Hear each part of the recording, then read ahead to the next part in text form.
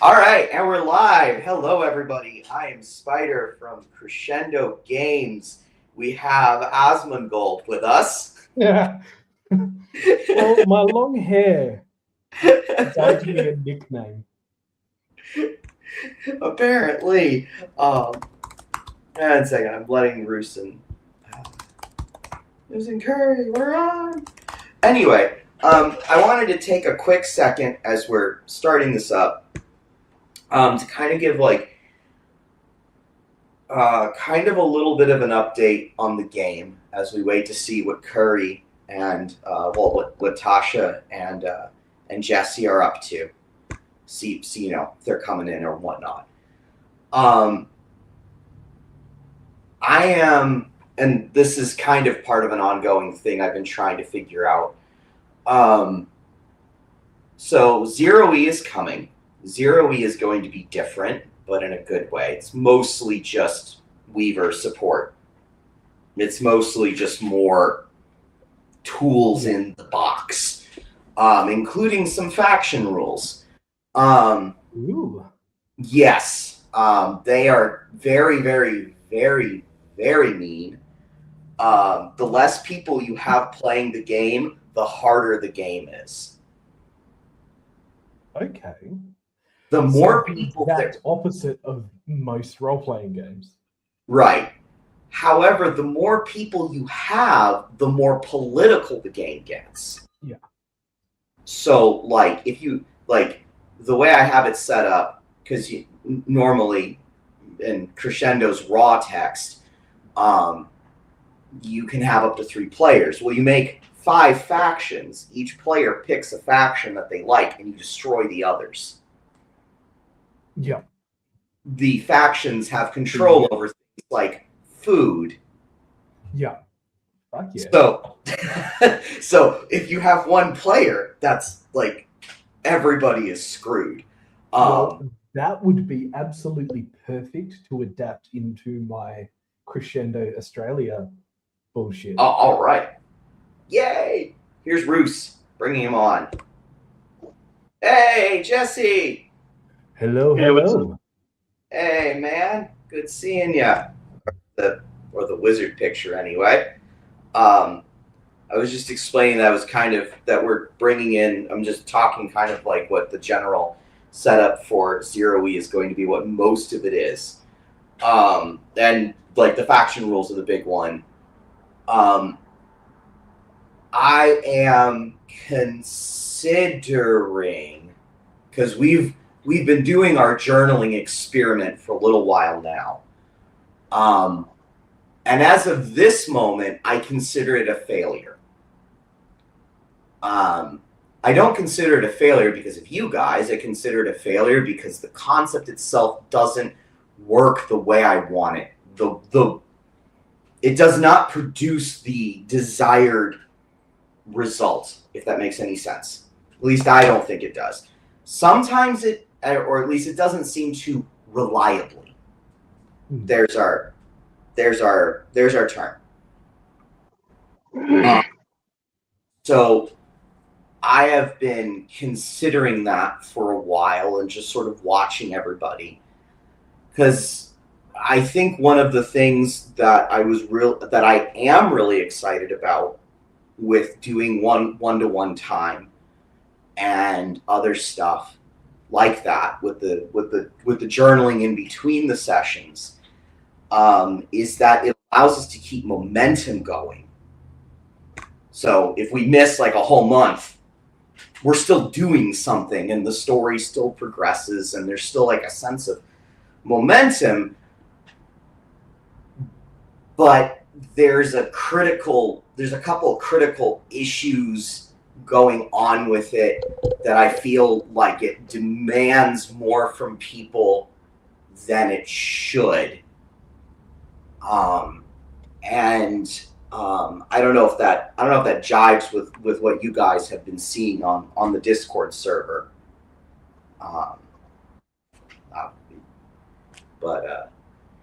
So what I'm thinking is that part of the issue is that the stuff that's being generated for you guys to work with is just coming from me, if that makes any sense. Yeah. It's not a game. There's a sense to me that the journaling could be fun, and sometimes it is. Sometimes you guys strike gold and it's great, and sometimes you don't. And which is nobody's like, again, I'm not trying to be like, oh, bad people, like that's not the tone of what I'm trying to go for at all. It's just, oh, if the results are inconsistent, it means the procedure is wrong. I am curious if a part of the issue is scale of consequence. I would like to talk to you about it after the session.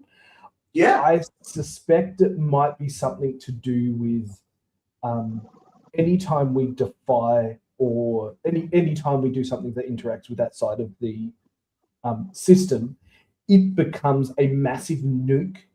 And quite often that relies us to defy to deal with the nuke, which just creates another nuke. Right. And it makes things a lot less reliable because, when your first port of call is for something really random to happen, things stop feeling random and they start feeling arbitrary. Right. Oh, yeah. No, absolutely. That's a conversation that I am very happy to have. I have very, very little to no ego about this whatsoever. Because if it doesn't work, it doesn't work, and I want it to work. That's definitely something I want to talk about, and I want that to be an ongoing conversation. Part of what I'm thinking, this is the thing in the back of my head, is opening it up to where a lot of the stuff that I would just generate, because I do have a series of that's my pencil. I do have a series of prompts that I have set up that help me figure out what to generate. Which that system works really, really nice. But I'm starting to wonder, in trying to emulate Wolf, and this is a deep cut because most people haven't read Book of the Long Sun, which is a shame because everyone should read Book of the Long Sun. I know, you keep telling me. I know. Take the shaming. But inside, which is one of Wolf's it's one of his big things. There's all of these things going on, and it's kind of crazy. And you've got your heroes, and you've got other kinds of player characters running around, and it starts to. Book of the Long Sun resembles more of a weird war game with a couple of people who just mess everything up. Everybody is playing these factional politics, and then you've got Patera Silk, who was enlightened by the outsider, and he's just trying to find some form of meaning in all of this, and everyone is like, dude, we're trying to win. And he goes, I'm not. I don't want to win. I just want to go back to my parish and not blow anything up. And everything he does blows everything up. Even when he's looking for peace, he generates war. He has no control over this at all. So I'm starting to think that, at least for the setting book for Haranit, if a form of factional play doesn't need to be created, so that way there is something going on, and you guys can join in on it. And if you don't, you don't. But the factional play keeps going. And if you're like, oh, I know what I can do with X, and you can kind of journal your thing, and then instead of it being, oh, this is what the Weaver is doing, instead the Discord server is blowing up with a whole bunch of people messing around and trying to eat each other alive, and the hero players are like, huh. I could use that. And everyone's like, no, don't you dare touch that. You asshole, you better not touch that. And you're like, but when I hit the books, everything blows up. And everyone else goes, we know, don't touch it. And you're like, yeah, but. Sounds like me. It's like, but like, you know, they're like, you don't understand. I spent 6 months building this plan. You're like, okay, so what are you going to give me to leave you alone?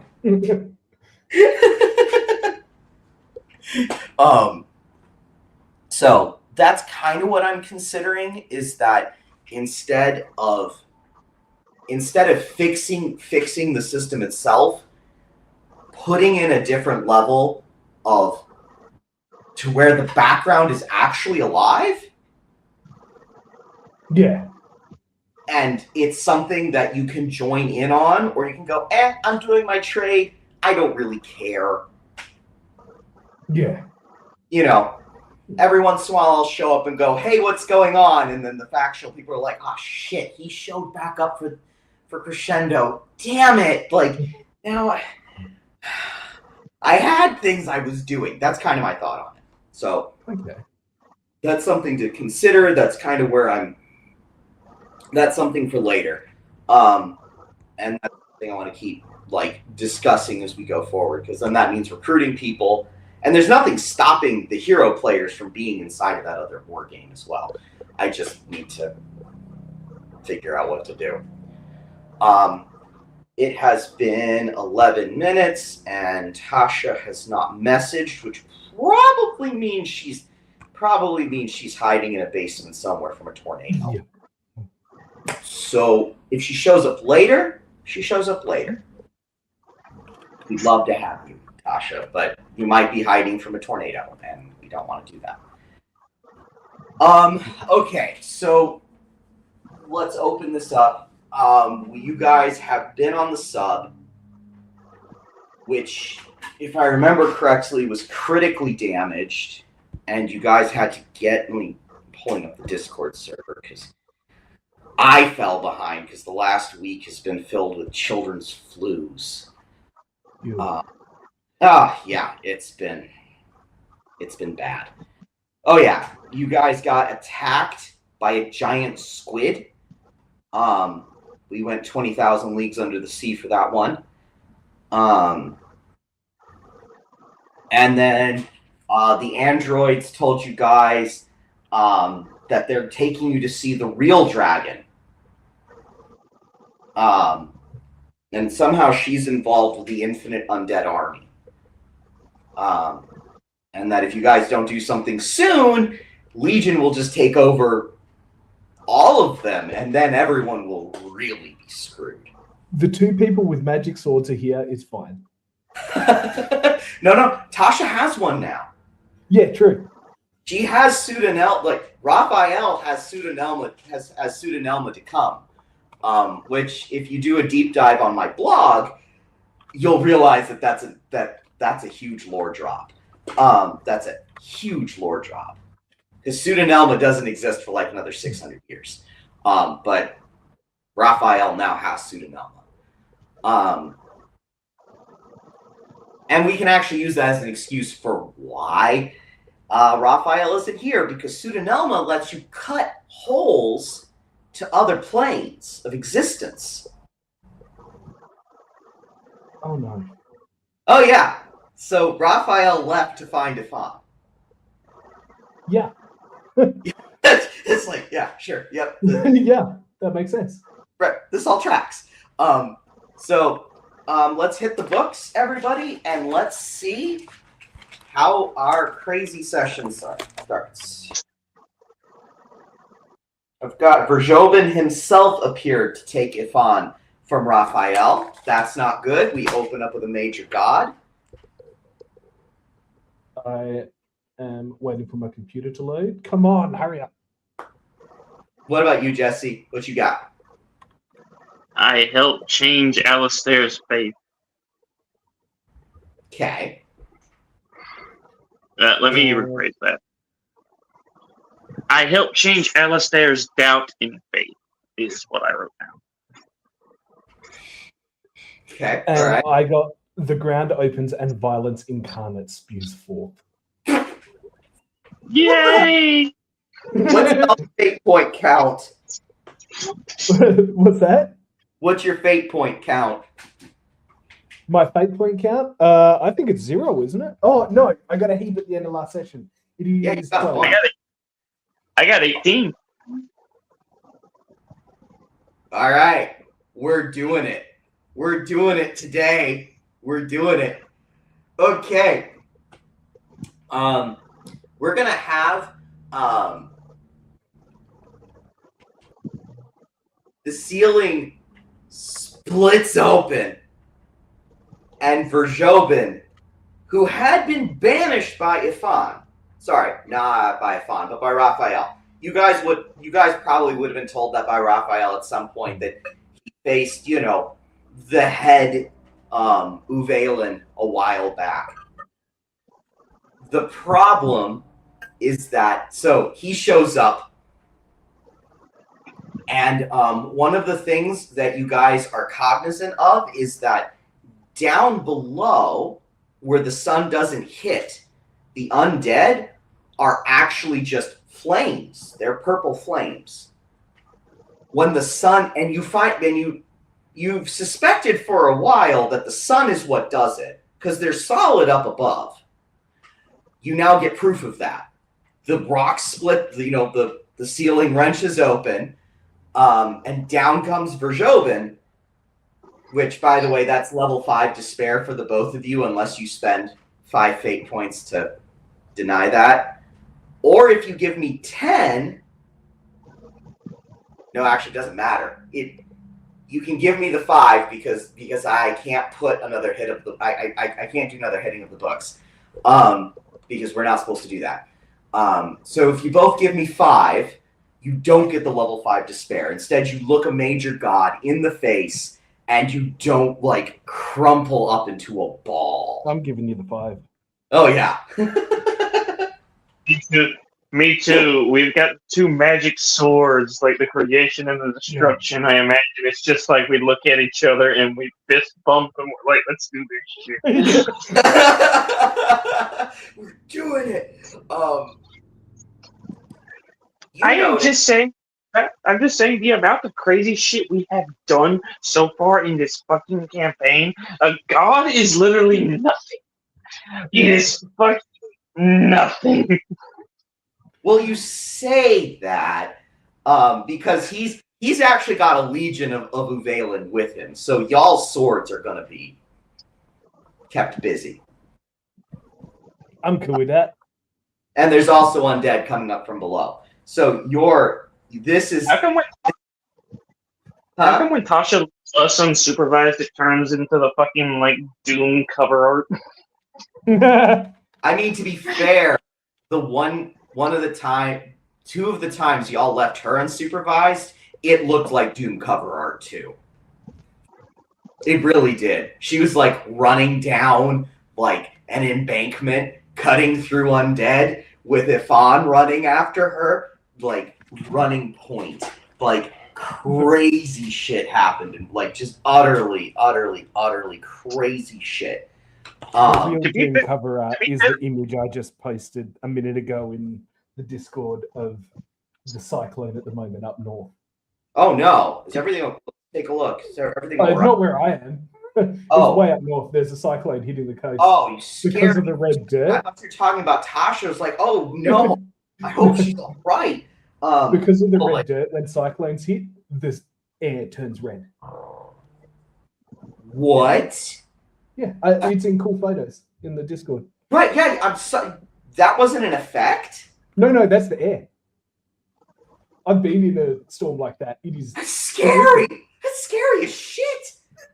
Oh and it makes your skin burn too, because the sand is moving so fast. When it hits your skin, it actually is constant little needles. I am so good. Thank you. Don't go to Northern Australia. Nothing to do with that. Just come on down to Australia, mate. We got goddamn sand tornadoes taking off your skin there. Cyclones, they're even worse. How? Now I'm curious. Cyclones are typhoons. They're 5 times the size. Oh, is that all? Yeah. That's why we build our houses out of brick, because if you don't, they disappear. Fuck me. Yeah, Holy shit. it was great. We don't get as many as you guys get tornadoes, but and they're scary. Oh, yeah. How the hell is Australia so dangerous? Like, oh my God. How are you alive? I don't know. You don't have. Do you want to know the answer to that question? It's because the British Empire one time saw a massive island full of the most dangerous things possible and just went, "All right, lads, have a jolly good time." And kicked them off. Good luck, don't get bit. Good luck.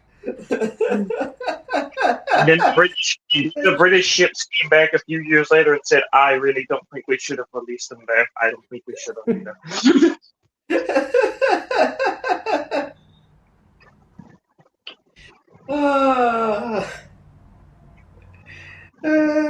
Yeah. Anyway, so you guys have Uvalen coming in from the top because Verjoven, for whatever reason, has come now. I don't know why. Okay. That's not where I thought this session was going. So, like, my personal assumption as a player in this game, it is a response to what happened when we both stabbed the Kraken creature, Lovecraftian monster together. When you stab Godzilla. Yeah. I don't know, man. All I remember is the characters were just like, do it, yeah. So basically, yeah, you have Uvalen coming in from the top, you have zombies coming from the front, and you have a sub that isn't fully operational. What do you do? Are any of the crew of the sub nearby? Oh, yeah. They're heading for the sub. Good. Their job is to fix the sub. Our job is to make sure they've got enough time to do it. I have no idea what's actually wrong with the sub. Guys, what do you think's actually wrong with the sub? I haven't a clue. I just, it's broke. Someone painted it the wrong color, so all they have to do is get off the paint, and it's fine. It's a meatball sub instead of a Philly cheesesteak. Someone didn't eat today. No, I did. I had to skip lunch at work. We had a fucking massive amount of trucks that needed to be fixed. So. Oh, that's not fun. Okay, let's see what's actually wrong with the sub. So, if I remember correctly, which I don't, my God, that red color is so eerie. You're telling me that that's actually what it looks like? Yeah, it's horrific. I do not recommend it. Awful. Oh my God. That's terrifying. Yeah, it's because a lot of our dirt has so much iron in it that it's actually rusted. So it's literally rust through the air. Yeah, it's not good. I don't know why, but when I look at this photo, I want to recreate the fucking Megadeth album cover. Yes. Terrifying, dude. Utterly terrifying. Okay, we'll just say that the engines had been damaged by the giant squid, which was not a Kraken. This was smaller, but it still sucked. Because we are still going 20,000 leagues under the sea, because that's just how this goes. Yeah. Nobody references that movie anymore. Where's the book? I've actually got the book sitting on my bookshelf at the moment. It's surprisingly good. What's Jules Verne? What do you mean surprisingly good? I find books that are written prior to about the 80s tend to be rough to read. Well, that's just you. Yeah. There's lots of exceptions. I just want to say this. I learned a shit ton of my vocabulary because I picked up an H.P. Lovecraft book, and the whole time I was Googling, what the fuck does this mean? Yep. That sounds, yeah. Lovecraft And so actually many of those words are used vocabulary. wrong too. And then I Afterwards, played. It's And a then I played Dark non-Euclidean Dungeon. creature. Non-Euclidean isn't crazy. Like a square drawn on a sphere is a non-Euclidean shape. Yep. Yeah. And I remember I played Darkest Dungeon, and I was like, "What the fuck does all of this mean?" Yep. Yeah. All right. So we've got so they're still working on the engine. Verjobin needs a reason for being here. Why is he here? Why is Verjobin here? I don't want Verjobin here. I didn't expect.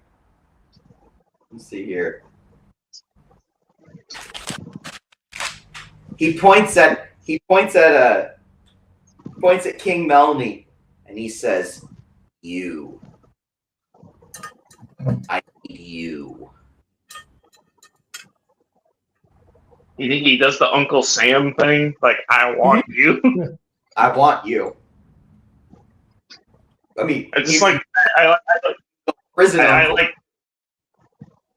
I like look left, I look right, and I look up, and I just go, "Okay, what do you need, good sir?"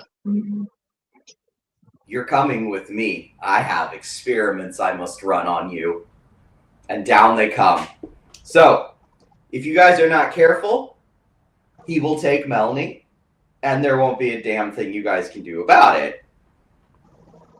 I can be a very painful splinter in the fingers that try and grab him. This is not a bad idea. No, So, it's a very bad idea, but well, I mean, of course, it's a terrible idea, but you know. No, we both stab him at the same time, and the campaign just ends because we erase reality. The problem becomes that you guys have undead rushing the sub and Uvalin coming down. So you either deal with that or you're done. So how are you dealing with it before you're done? blade in hand, body's ripped in half. Your body?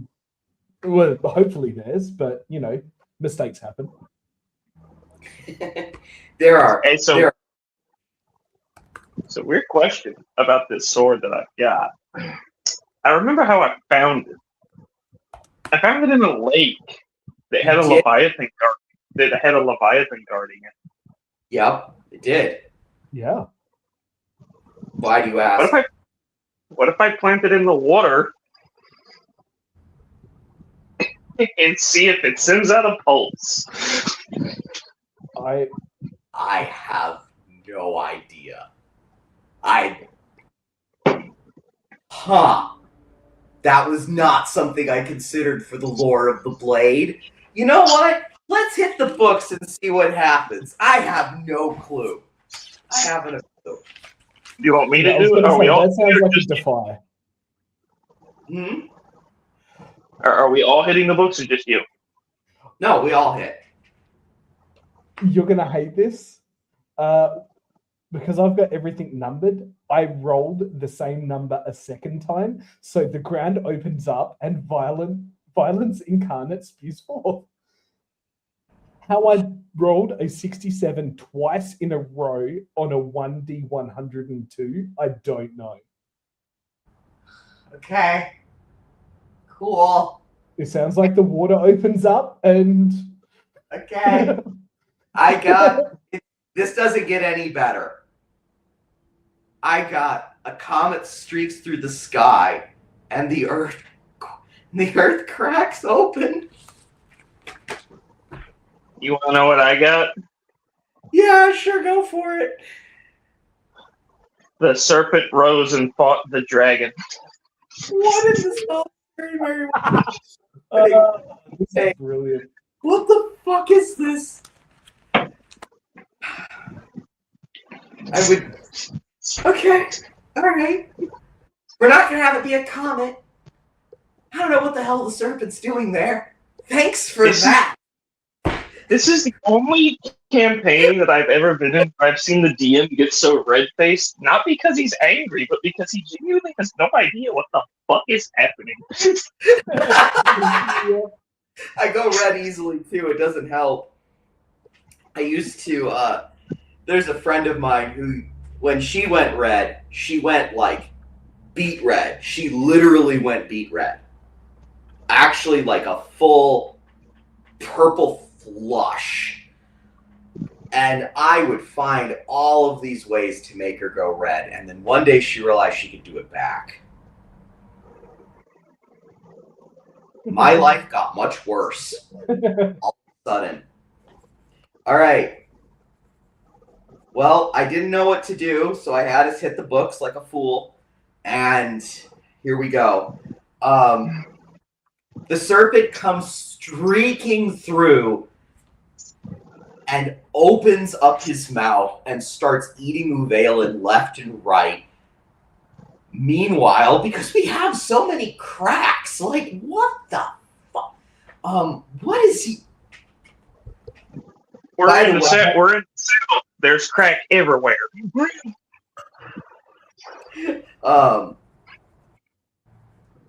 Yeah, this is like, this is what late game Crescendo was like. Yes. This is just what it is. This is what it is. We actually, in another campaign, we had someone talk a mountain elemental down. Oh, as in the mountain stood up, legs, and everyone was like, "Oh shit!" And they realized they couldn't fight him, so they had to talk him down. It was hilarious. It was great. You know, I about to say the craziest twist I ever pulled on my players was in a DCC campaign. Okay, and I told. Yeah, but here's the thing: the twist was something extremely simple. A freaking Fae told someone to bring him the eye of Lerogneron, which was a Fae Lord. So my players were gearing up for a fight. Then they met a guy who knew Lerogneron, and they told him they needed his eye. And the guy goes, "You mean his fishing boat?" Oh no. They were like, "Wait, what? What do you mean?" They said, "You do know that's a fishing boat.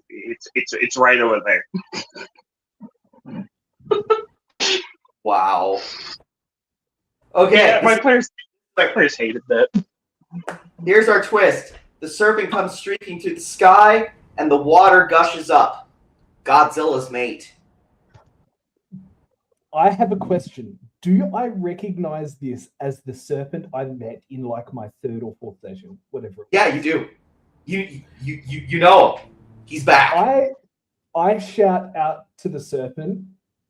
I made a promise to you. I promised you a gift.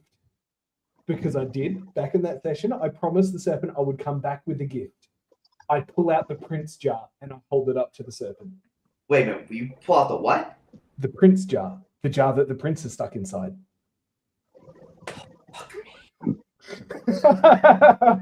Oh, fuck me. I forgot about that damn thing. Okay. Okay. All right. He flies down. By the way, the Godzilla comes up. I don't know what the fuck it's doing there. I don't know what's going on. Don't you just say that every session? You're just like, what the fuck is happening and what the fuck is going on? Well, yes. I mean, it's late stage Crescendo. Yeah. If the Weaver is like scratching his head, like, what the fuck do I do with this? Then the game system has failed. And the game system is definitely doing its job. Well, it comes up. Oh, the zombies just come for it. Cool. They can come for it. It's big angry thing. So you have Godzilla fighting the zombie horde. You've got the serpent who comes down. You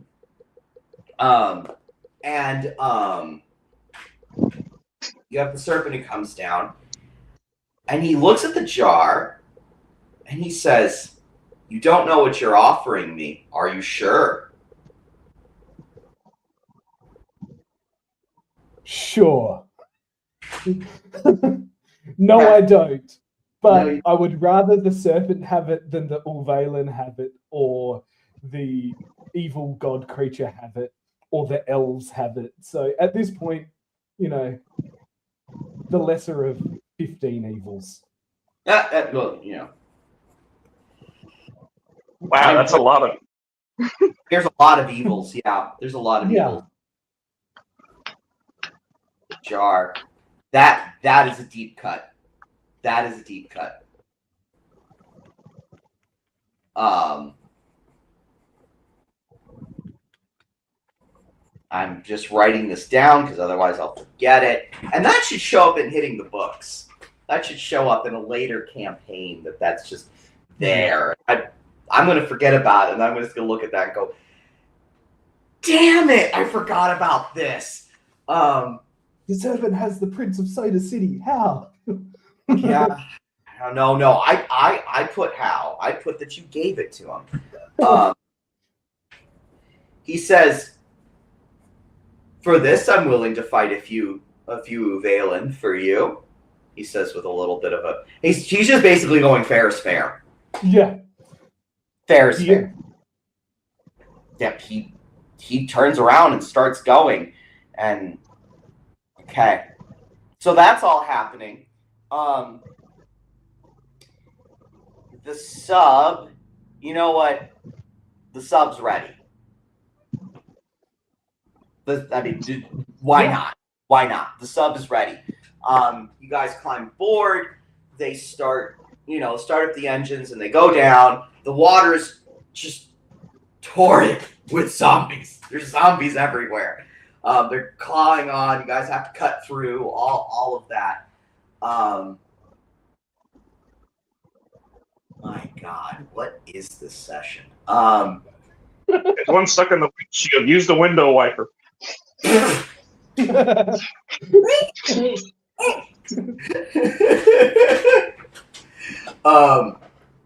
So while you guys are doing that, Verzhoven comes down. He just phases in. He doesn't care. He just doesn't care. And he says to Melanie specifically, he says, if Arvoita wants somebody's seed, I want to know why. Who's Arvoita? The universe. What? Who? He says, okay, Arvoita. first of all, I just want to point out that he is genuinely confused, and he's just like, what? What? I was supposed to stick my dick in the Milky Way? I don't get it. I give him the up down, and I go, I do kind of get it. But sorry, say it again. You're kind of. I give you the look up and down, and I do the whole. I kind of get it. There's worse. No, and the whole time. No, you don't understand. I'm supposed to go into the land down under. Don't tell me you're one of those that think Drow have Australian accents. I'm not gonna lie. I don't think Drow have Australian accents. What I think Drow have like a mixture of British and oddly New Zealander. I don't know why. Yep. New Zealander? Okay, I guess. Okay. That's fair. But anyway, they their drinks in a chili bun. The problem, of course, is that you don't remember the universe propositioning you, but Elise had, and she died. You guys have a burn mark where her body literally just sort of burned up. That's the only woman that's lately. No, really, that's what I say. There was Elise. I could not save her. Then there was that elf woman, the one who my old self thought he could fix. I'm starting to think it would have ended in my death or genital mutilation. I don't know which. I'm confused. When did the universe proposition me? I don't get that. He doesn't answer. He just comes for you. So this is a greater God. The answer to anything other than like a magic weapon or like a or a defy that has an appropriate level of regular. This is a greater. How do I put this? This is a greater god. This is not like fighting something else. Normal stuff. There is normal here. I'm not really trying to fight him because, I mean, again, I have no idea what the hell is going on. And I have a feeling if I tried, I'd probably just get murdered or something worse. Because Meldy's not an idiot anymore. I mean, for Christ's sakes, he smashed his cod piece. Oh my god, that's why the universe wants me. I'm it was universe scale chastity belt. I want it. Oh, yeah, that was the universe looking at me and going, "Meat's back on the menu, girls."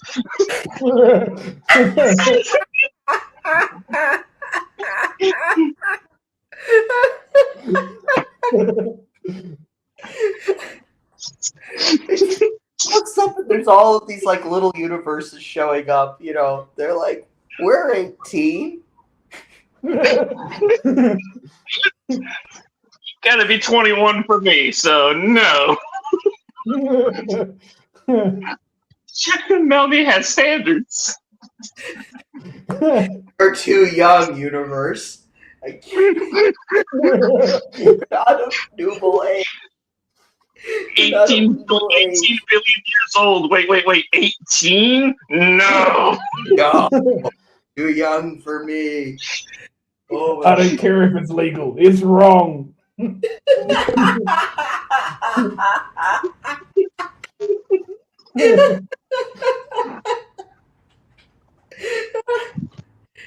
It was at this moment that Nathan died, went to the judgment seat, and went to hell. I'm pretty sure this session is a pretty close representation. Yeah. All right, there's a greater god trying to take Melny because he wants to cut his dick open and look and see what the hell's going on with it. What are you guys doing? Oh my god, that's the secret of the universe. Holy fuck. Oh, he's just saying, no, you ever seen those pictures of like the Greek marble statues or whatever it is? It's that, but the universe is just imploding around it. It's like the face of God, just the hallelujah. Oh my god. Oh my dear sweet Jesus. Or the fucking briefcase. No, wait. It's like you open the book and it's the briefcase from Pulp Fiction with that golden light.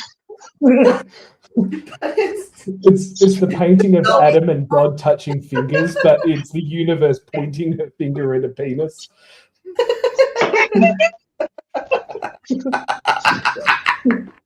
And Meldy's just sitting there like the thinker. Like, yep. Yeah.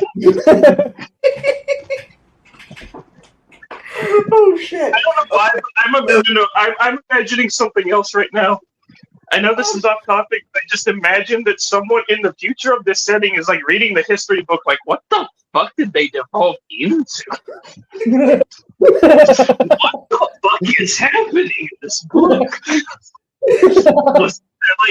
And one of them just goes, I think a really lonely nun started writing this part.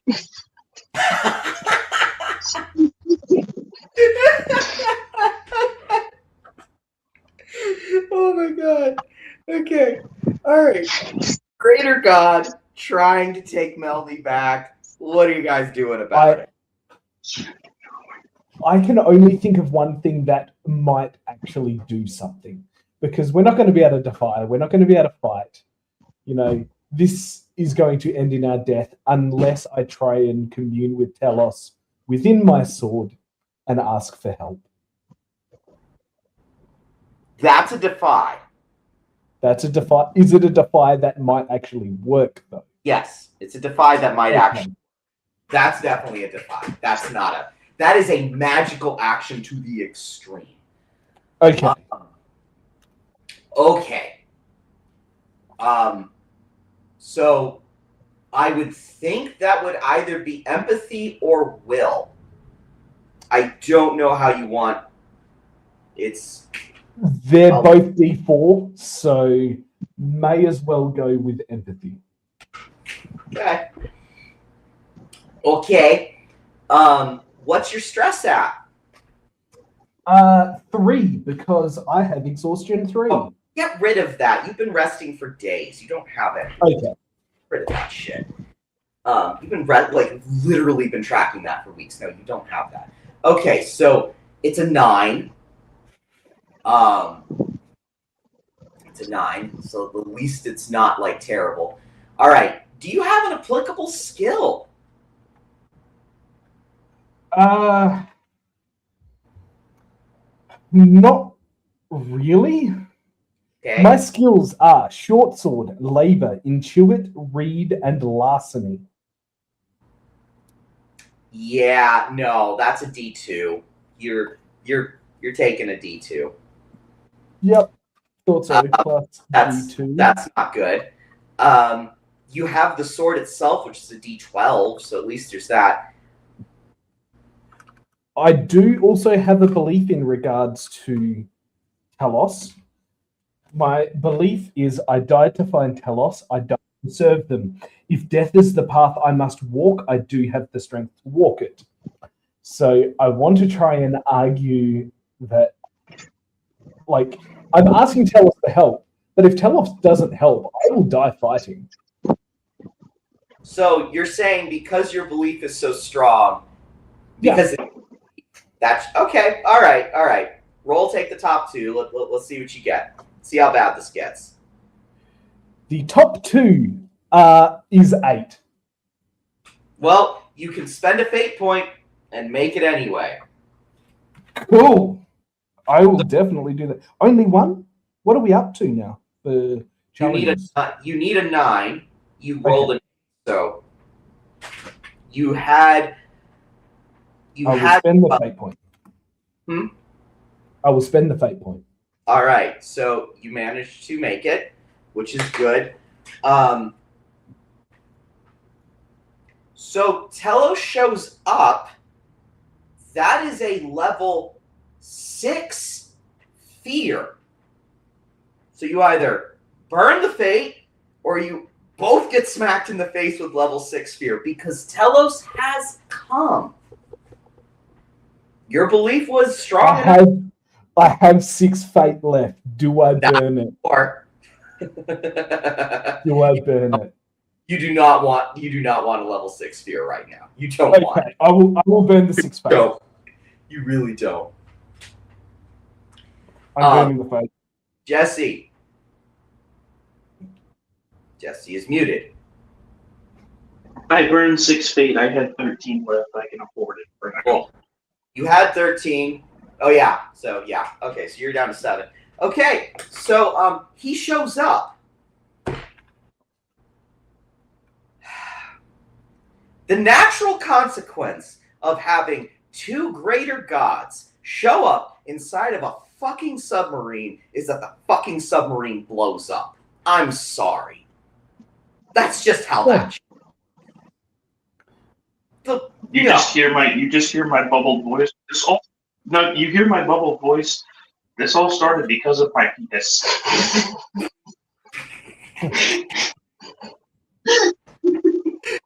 All right, hit the books. Let's find out what new horseshit happens. The best offense is a good defense. We strategize a plan to collapse tunnels and set up murder holes. We will clog the labyrinth with their corpses if we must. Okay. I have large, furry humanoids have broken into the camp.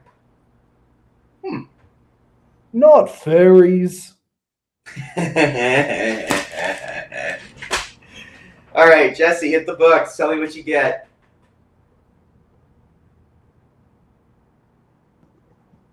There is a riot. There is a riot. Yes, there is.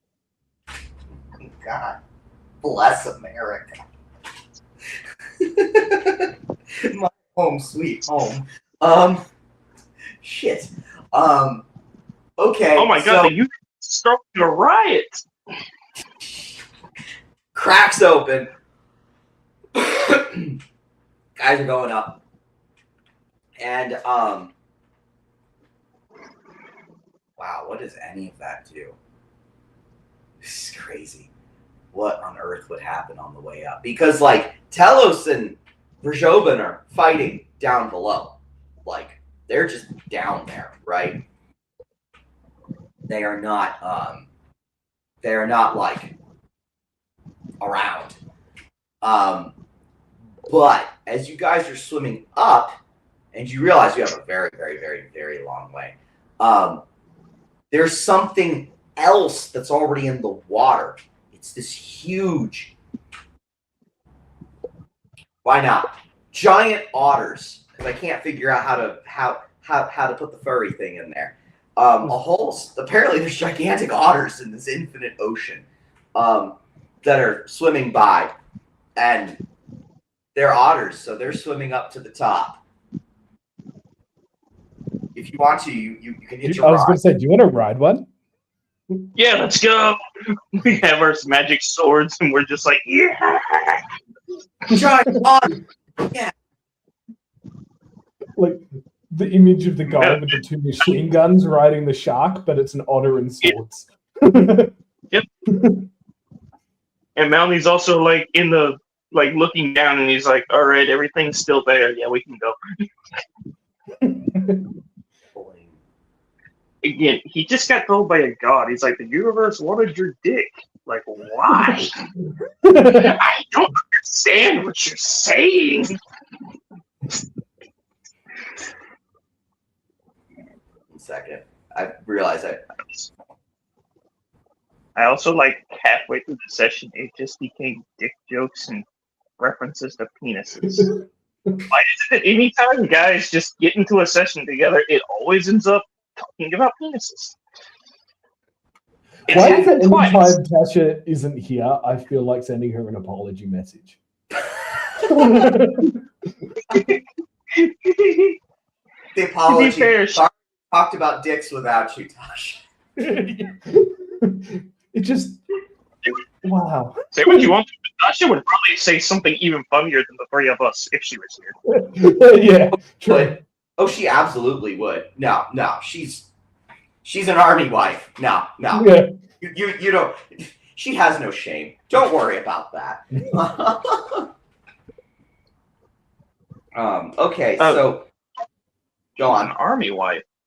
Yeah. I thought she was a Marine wife. No.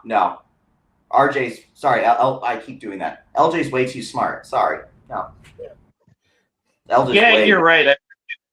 You're right. I forgot. I offered him crayons one time on stream, and he was like, "No, I don't color anymore." I said, you're not a Marine." Nope. I went to AIT with him actually. That's actually how we met. Nice. We're driving around, and I had seen him because the school that we were a part of for the Army was long enough to where we had to we were allowed to bring our spouses because it was a 6-month school. So like, it's one thing if it's like 2 months, but it was 6, and they're like, nah, spouses, they live in on-base housing and all that. So I was driving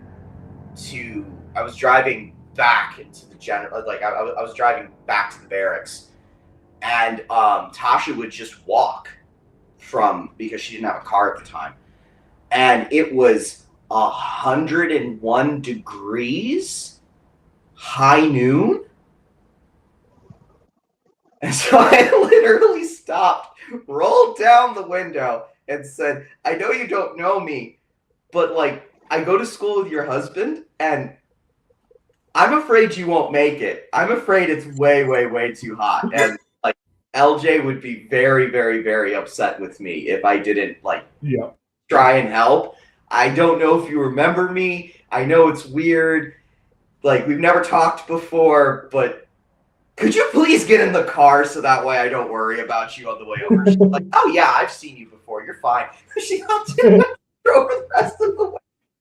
Zero fear. Yeah, actually, kind of intimidating. Personally, I think if I was the guy picking her up and she did that with no fear, I would be way more intimidated by her. Yeah. Be like, Oh yeah, oh be yeah, like, no. oh shit. And after that, like LJ has a lot of like big puppy energy, if that makes any sense. He's one of those people that's just relentlessly like positive about everything, which drives me crazy, just for the record. I meet people like that and I generally want to stab them. And he just never left me alone. He wouldn't leave me alone after that. But he was so fucking loyal as a person, I just was like, all right, fine. Normally I'd stab you and, hide your body, but Everyone needs one golden retriever in their life. LJ is the golden retriever. Yeah. He's my golden retriever. Fun fact, just not leaving someone alone is how 99% of male friendships start. Yeah. I mean, it's years later, and it's not the friendship I anticipated. But they're very, very good people. I'm very, very, very lucky to have them. Yes, LJ, I said something nice about you on stream. Fuck off. Just if you see this later, this is anyway. So, okay, so you guys go up to the top because the giant otters take you up there. There's like giant otters now. But they're not up there for long.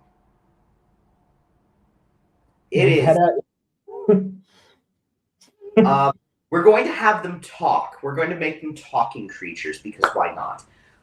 The one that you guys wrote up on says in a very, very low, very, very rumbly voice, "Little ones, I've never seen your kind. What are you?" Ugly elves, I guess. What are elves? Those creatures that sail around in those big ships and metal submarines.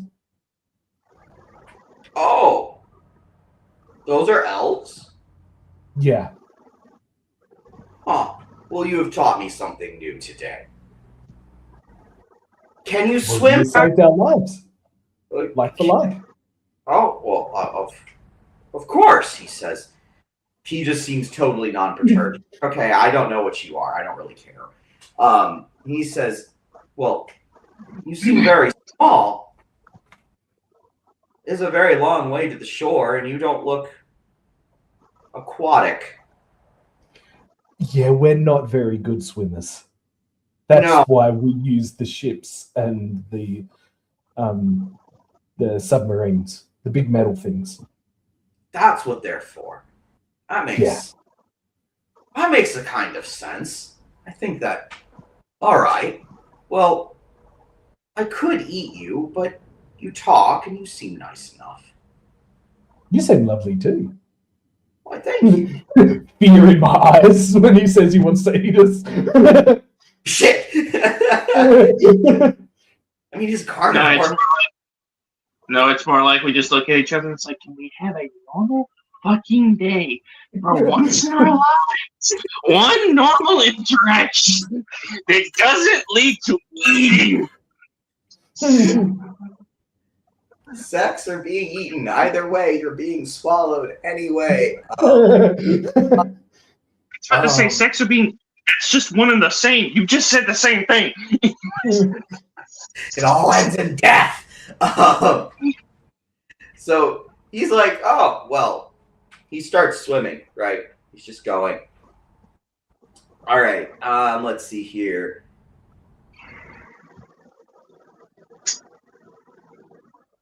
Alistair, you look to your left and to your right, and there are now 2 Natashas.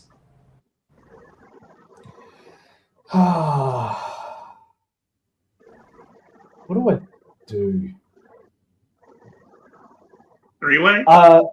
Are they both riding otters, or are they sort of just vaguely floating in the air? Well, they're kind of next to you. One to the left, one to the right.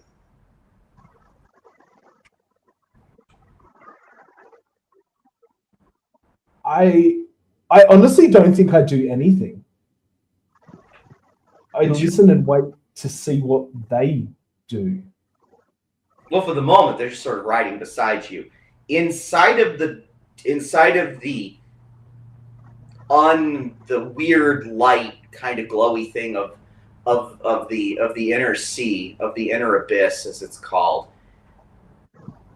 Melanie, you think you might see something to his right and to his left that's kind of glowing. Not again. Yeah. Not again. Not again. That's beautiful. I look down and I'm like, yep, I still got it. That's good. The universe listens your heart. Oh, they at some point in the middle of going back, the one on your left asks, well, which one of us is real? And you realize that one might be the one from your dreams. Maybe. Possibly. I ask, does it matter?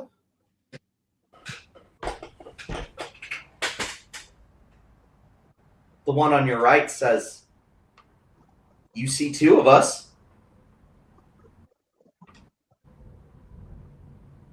Oh, I'm too dumb to defy. It's obviously empathetic, and I am not empathetic at all. Why would you defy? Why would you defy? I don't know. I literally thought you said I'm too dumb to divide, and I was like, what? No, too dumb to... Oh, actually, I've got a D4 in Intuit. I have some level of skill in that.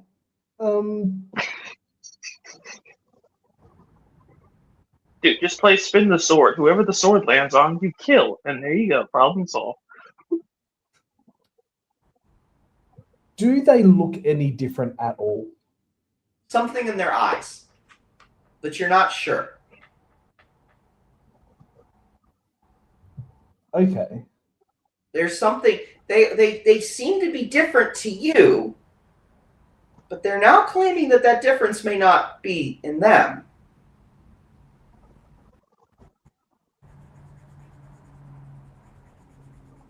Do I feel my sword, or I assume I've got like a scar down my midsection where I was gored.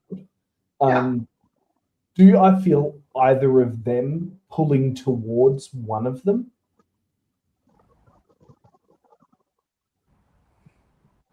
You suspiciously wonder if you're going to start tearing apart. Great. Focus on it. If you really focus on it. By the way, Melanie, you see him talking to the glowies. Just saying. I see this, and I just go, Alistair, my friend, you're talking to orbs of light.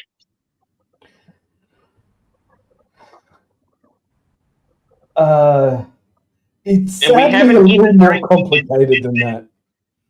And then I grab his shoulder and I'm like, and we haven't even drank the salt water yet. Except for some of the ones I swallowed on the way up. Sadly, it's a little more complicated than some orbs of light. A little while ago, I died and was saved, and one of these orbs is the person who saved me, and the other one might also be. So the answer is a 3-way. I was waiting for that. I've been waiting for Jesse to crack this joke since I came up with the idea. To be fair, it would not be a three-way. A three-way is an intersection. It's a threesome. Oh my god, that is the most romantic bullshit. I mean, if you're in a three-way, you're intersecting something. That's for sure. Yeah. Probably a pair of scissors, but anyway, if you're lucky, very, very, very, very, very lucky. A pair of scissors. I do have 2 gold on me. What's up? Can I? A pair of I do have. Oh, sorry. You go. A pair of scissors and a telephone pole. Yeah. There it is. Yeah. There I it do is. have 2 gold on me. Can I literally just take one of my gold coins out and flip heads or tails? Sure. I don't know how else to decide. Now he's just like, hey, my friend, I think you need to slow down and just not like do that. Like he's trying to stop you, but he knows you're not going to. So Heads is left, tails is right. I got heads. I say, I suspect the left one of you might be the real one. She laughs and she says, "Flipping a coin? Is that she says that is the most you thing I've ever seen." Oh, sometimes you have to take emotion out of it. Do you though? No, but he thinks he is. She says, both of them. There's kind of a weird mirror movement for a second. What's your cunning at?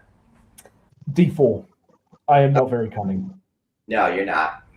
If you were higher, I'd tell you you'd notice it, but you don't. They both touch your shoulder, one shoulder each, and they say, "You're not going to be able to put off the decision for forever." And they stay. They do not accept the flipping of the coin. They do not. Okay. They refuse it. And you finally, after a little while, you're able to sleep because the otter is, our giant otter that I found out exists today. God, weird. Anyway, he finally gets he tells you, if you sleep, I'll make sure to you can go to sleep. It's not a problem. Can I? Oh, okay. So I can go to sleep. You can go to sleep. The both of you can go to sleep. While I'm asleep, do I get met by one of them in my dreams or both of them? Neither of them.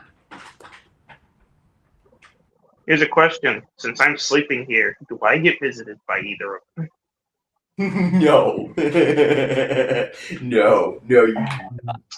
Nice try, though. You do. No, there was no. There was no nice try. I was just trying to complicate your life even more.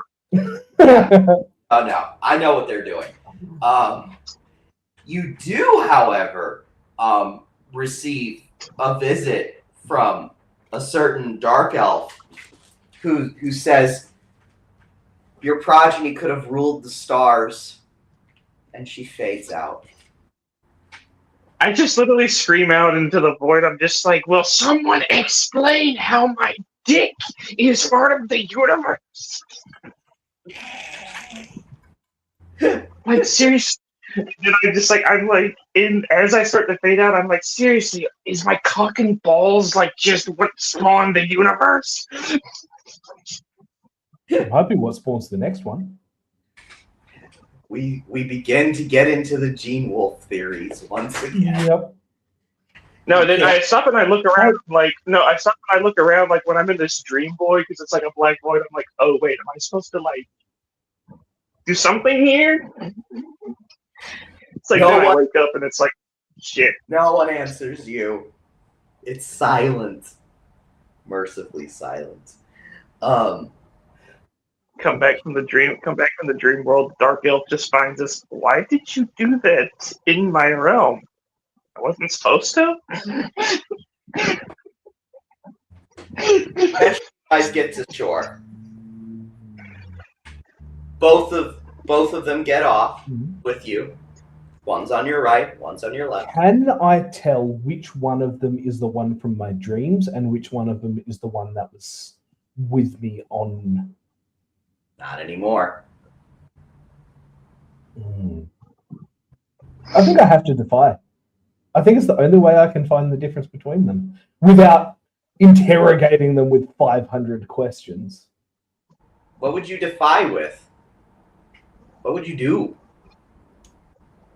What I want to do is to be able to intuit the difference between them, which one is the one from dreams and which one is the one from that was with me in the actual world after I did that defy last time.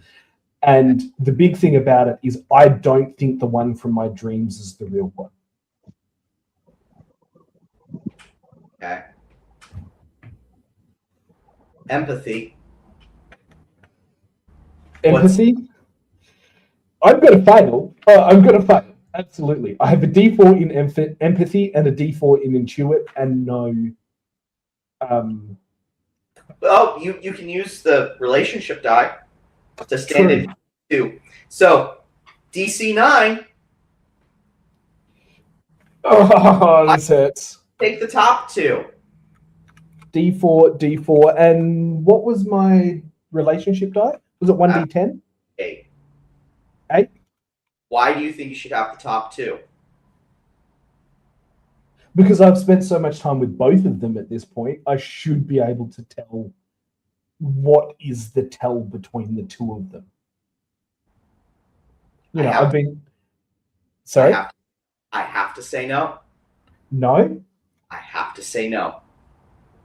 Not even my loving trait and my beliefs about her? Nope. Okay. Do it. Fair. That doesn't do it. And if you get it wrong, I'll give you a hint, and then we'll see how it goes. But first, we have to get through everything else.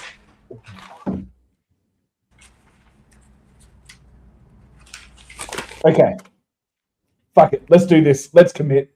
Let's see how badly I fail this. The better of the two was 2 4s. The worst of the two is a 4 and a 2. Well, you only fail it by 3. How do I put this?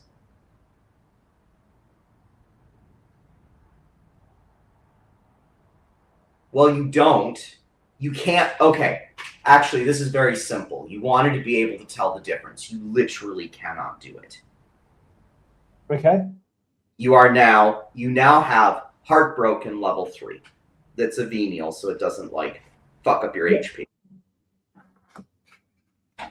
But when you do that, when you really, really, really look, with Melanie looking at you like, what the fuck are you doing?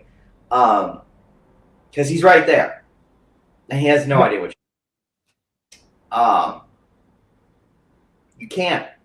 You just simply cannot tell the difference. You literally do it. And it hurts. It's like something inside of Alistair breaks because he feels like he should be able to tell the difference. Just can't. And I don't know. What does he do? I mean, writing tries to tell the difference. I think at this point, because he can't tell a difference, he gets to the point where, as heartbreaking as it is, there's no other thing but to treat the difference as arbitrary. And I think that's what breaks him. Hit the books, everybody. Do we have to? Damn it! I just hit the same one twice in a row. A comet Nice. the sky and the earth cracks open. What is with the session? Sing to me, O muses of the darkness that precedes the end. Okay. Cool. Jesse, hit the books. I got, is she my son's mother?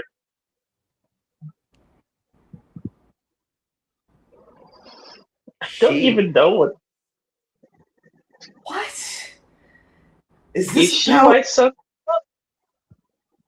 Oh, yeah. You know who? You know Wasn't that who? about the cultist lady? Yes. Yeah. With Way back. No. Hey. No. This was about the Dragon Lady. Oh, yeah. That was fun. Yep. Okay. God damn it! I think I just fucked us again. Oh, a comet streaking through the sky. I can't believe I hit that damn one twice. Oh wait. Natasha, Yeah. is she my son's mother? Ew. Gross. I'm just saying I don't know. I'm just saying she could be an eldritch deity that birthed Junior. I don't fucking know. Like shove Megadoth or something. I don't know. Gross. No. Let's see. So, God, what is up with all of the fucking cracks in the fucking earth tonight?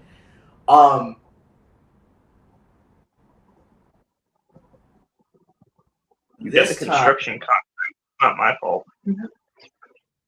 this time, the ground under you cracks, and the both of you fall into darkness.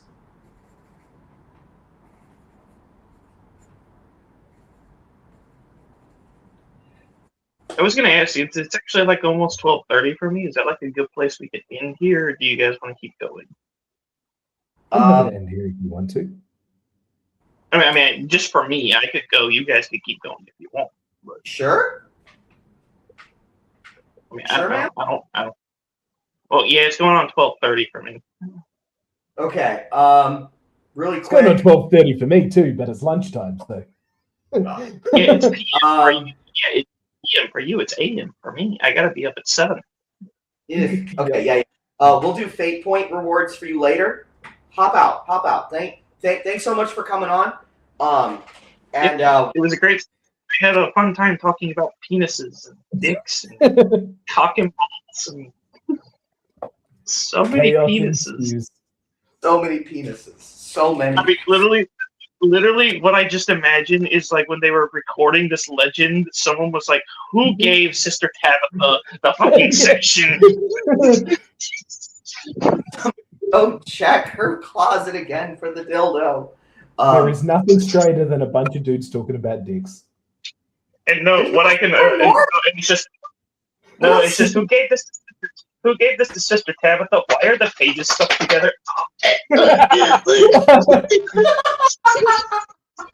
Is that fish leather? Get off, Jeff. Go to bed. See you guys later. Thanks, guys. Great session. Good night. Good night, man. Good night, buddy. Okay, we're almost done here anyway, but like, Yeah. all right. You fall into the abyss beneath you. I assume the two Natashas are falling with me. Not falling, but like floating vaguely. No? No. A little. You land a little ways down. Level. We'll say a level 2 concussion That's literally the only thing that you can't find. Melanie, you can't find the two Natashas.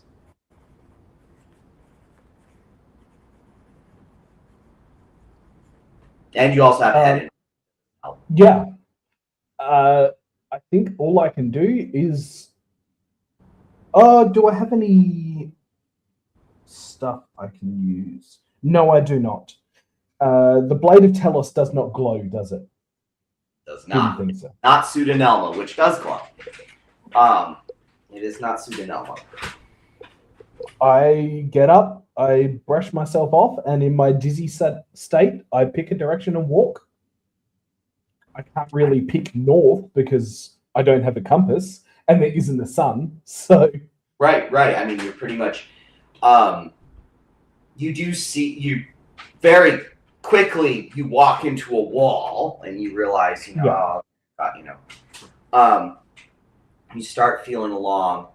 On the wall, is it like crumbly or is it like rock? Rock.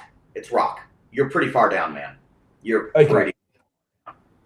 I bring out my sword and at eye level, I carve just a square into the wall. Gotcha. Yep. Just so if this happens to be a circle, I will eventually find a square carved into a wall at eye level. Sure. You do that and you start walking. I just follow the wall. I mean, you swear you can hear whispering, but you're not really sure. You're not really sure beyond that. You're pretty sure you do, but it's one of those. Do I think I hear something or not? Eventually, through your head ringing, you are convinced that, you can hear someone. Not sure how. It's pitch black. It's not like you can see anything. Is it like people whispering, or is it like creatures chewing on stuff, or the sound of things moving? What sort of whispering is it? It sounds like someone is trying to talk to you, and it sounds vaguely familiar, but you can't quite make out the words. I'm not going to head to... I assume the sound is like off a distance. Is it like if I follow the wall, will I... Right here. Oh, okay. Right here. But your head, it hurts. You can't focus. Honestly, you're heartbroken. Who gives a shit? Yeah. I'm living in the darkness.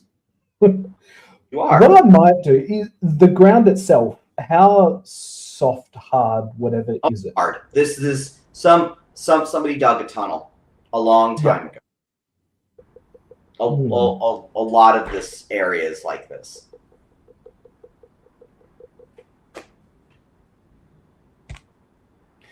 I think I will keep heading the same direction until a time that I'm not tired, but tired enough that I'm it's probably near bed.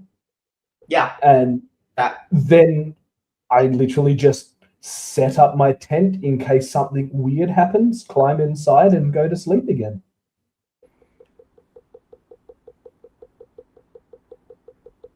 As you sleep, the tent is less for protection and more if something decides to attack me, I will hear it rip through the tent. Right, sure. No, I get that.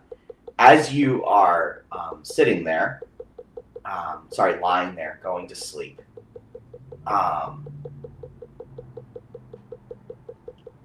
as you're just drifting off, you hear one voice, just one, asking, "What is the difference between us?"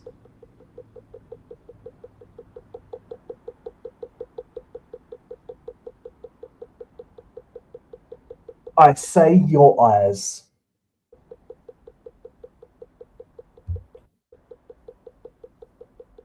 says, "You're guessing. You're guessing, Alistair. You're looking in the wrong place."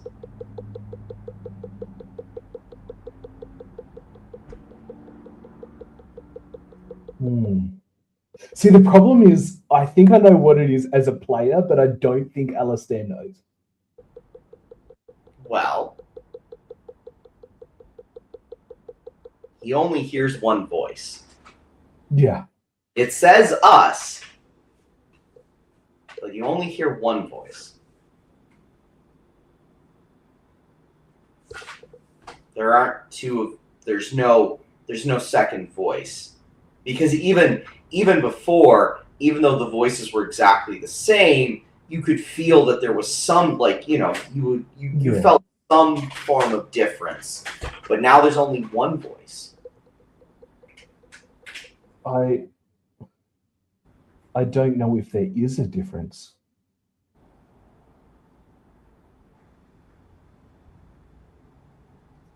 She chuckles. She says, "There clearly is, but where?"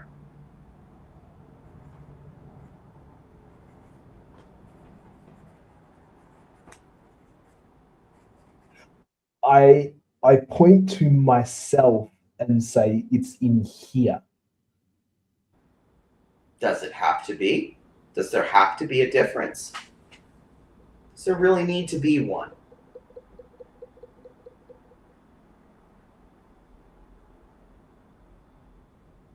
I don't think Alistair knows. Like, he's a loving guy, but he's also a very stoic, resolute guy. He's very, like, I don't think he understands if there even is one. Like, if there is a difference, it's something that he isn't personally able to perceive. He's not a very empathetic person. He's not a very cunning person. It's something just out of his wheelhouse. She says,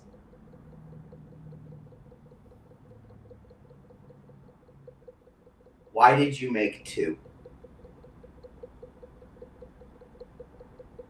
She says, "Well,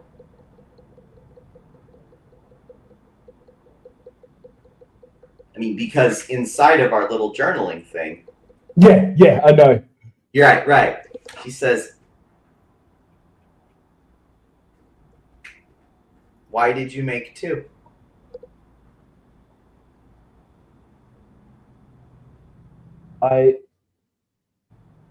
I think I'm tired, and I think I just wanted permission to rest. "Oh, you can sleep anytime you want, dear." No, I mean for a long time. Almost. It's been a long road. You're almost there.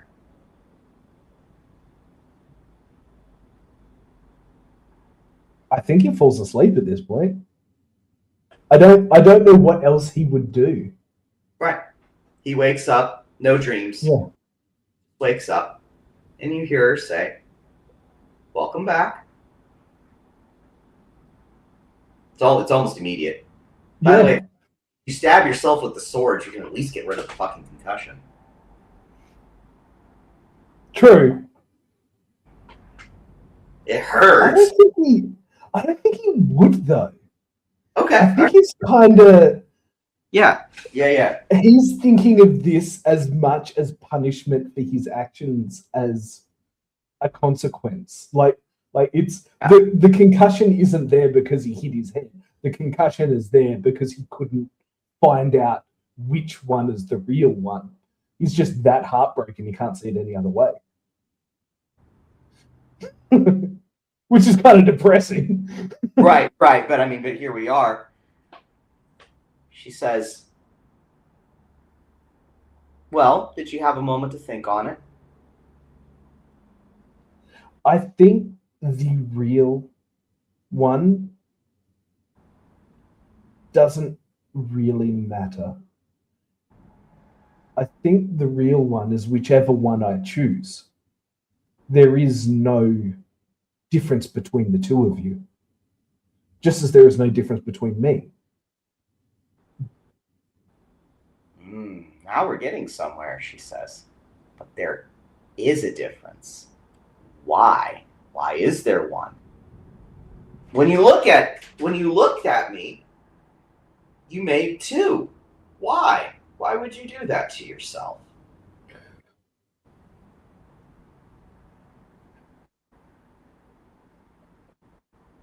I don't even know why I made two. Let me read the. Did it? Where is it? Where is it? I'm actually curious as to why you like her question is my question actually. Like this is me just throwing it back at you. Cheers. Yep. It was not. I just read that. I was like, that's interesting. Yeah, it's great, isn't it? This. I don't know how, but I'm gonna do it. Yep.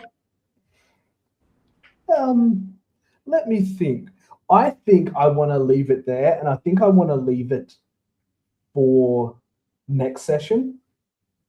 You know, we end the session with Alistair waking up, packing up his tent, going through the motions, and still thinking about what is actually going on. Okay. All right. Let's do that. Me as a player, the reason I wanted to do it is because I feel like one of Alistair has been on a very, very long road, and one of his beliefs is about dying, is that he's fully willing and prepared to die. And I think he wants Natasha to give him permission to be allowed to die. And she would never do that, which is why he's created this other Natasha in his dreams that's giving him permission to sleep forever. But now she's not showing up. Yeah, exactly. Now she's not showing up. All right, let's go through beliefs. Belief number one. I died to find Telos. I died to serve them. If death is the path I must walk, I do have the strength to walk it. You literally defied. Like. Yep. Yep. My second belief is the blade I hold has the power to slay undead. Does my resurrection make me an enemy of Telos? Which I think he is actively fighting against this one.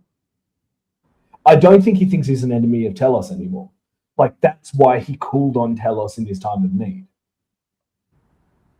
Interesting. What drove him to go against it? Mostly fear. Okay. I don't know if that's quite a break. Yeah, fair enough. Yeah, I don't think that's quite a break, but I do think I do think we should look at whether or not you should change the belief. What's the third one? Natasha has left my body, but I think a part of her is still within me. Are they the same person, or has she split? So you definitely defied with that. Yes. Like, you absolutely did. Yep. And I love this. I love how these arcs come about so organically because like in book 2 it was all about leaving Natasha, and now two of them, and now like there's only one, and he's like, no, there's two, and she's like, no, there's one. Like, there's just me.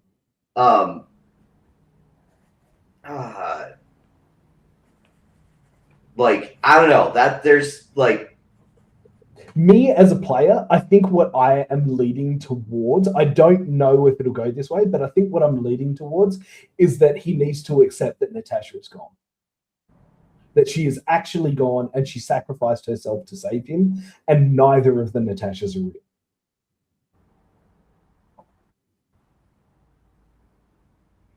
The metaphysics are a little bit more complicated. Yeah. If you want me to talk what the metaphysics are, I can, or I can keep them to myself because there is an answer. Like I know, as the Weaver, I have an answer. I know what she did. I know exactly what she did. If you actually go combing through the myriad blog posts from this setting, you would find the answer. You would know it. So I'm just saying, I'm not keeping a secret. If you want to go look it up, that's fine. But like in the history of this grand campaign, there is an answer to this. There is an objective answer. All right. Then let's see here. I want to revive. So inside of 0E, I'm doing away with the role-playing reward. I actually had another idea. Yep. That's going to be bonkers as hell, but we can't do it right now because we need to revise the character sheet. But for the moment, I feel like you put... It's weird. Like, what I'm trying to revise the role-playing one to for the moment is, did you show me something new? Oh, yeah. Which I think is kind of a better, like,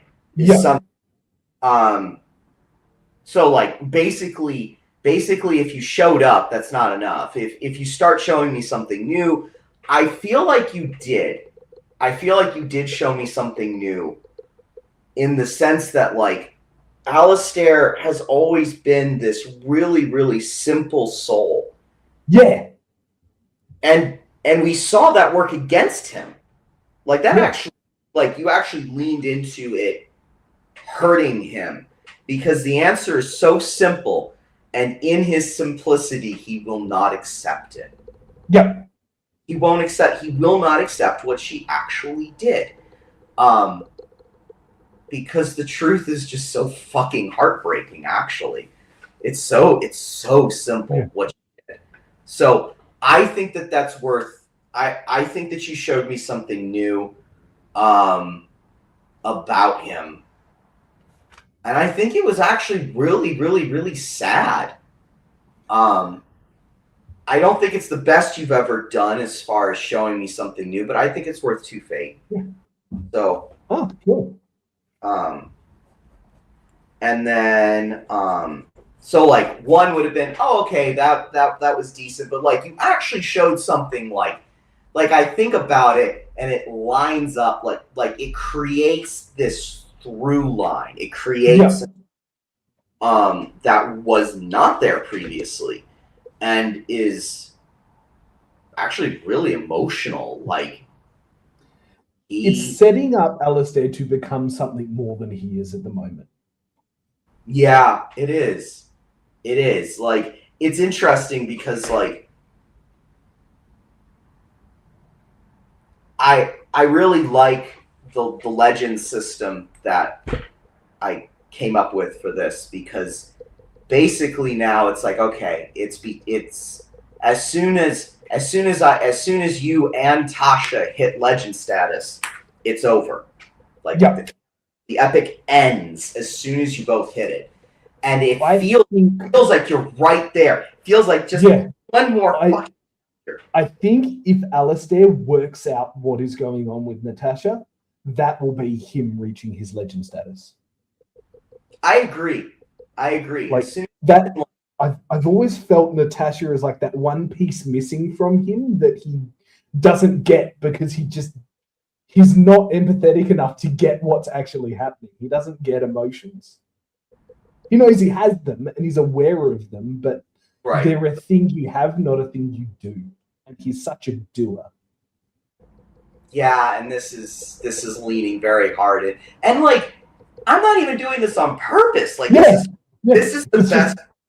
It's just what happens. It's great. I love Alistair so much. He is such a fun character. He really is. I'm gonna, like, it's weird because, like, and another reason that I know that it's ending. I mean, and you've played longer Burning Wheel games, so you know the feeling I'm going for. It's that this is coming to an end, but god damn it, I'm gonna miss this character. I'm gonna miss this character so much. And I'm never like I will never like I don't know, for things like this, like I still think about the other characters that I've seen in other Crescendo games, and I miss them. Like I miss them. Like I mean, it's some of them I miss more than others, and some of them have a very special place in my heart. But I miss them all, and because they all ship. But Alistair there's just something so damn simple and dumb and about the guy. He's such a fucking moron, but I love every second of it. Yep. And that wasn't even the intention going in. I thought he was going to be like a hardline military guy who has no emotions because he's had them beaten out of him. And that's just changed drastically just because I put the loving part. It has not been him at all. Like, not even a little. I mean, like, he's actually been, like, this really, really sweet and loving, but kind of ignorant person. Have you seen... Do you know much about the Doberman dogs? Oh, yeah. Dobermans? Yeah. The difference in the two sides of Alistair is, like, a Doberman with clipped ears and a Doberman with the long floppy ears. Yes. They're both Dobermans, but one is this lovable goofball and one is like a stand-up military chest-out guy. Yeah. And I feel like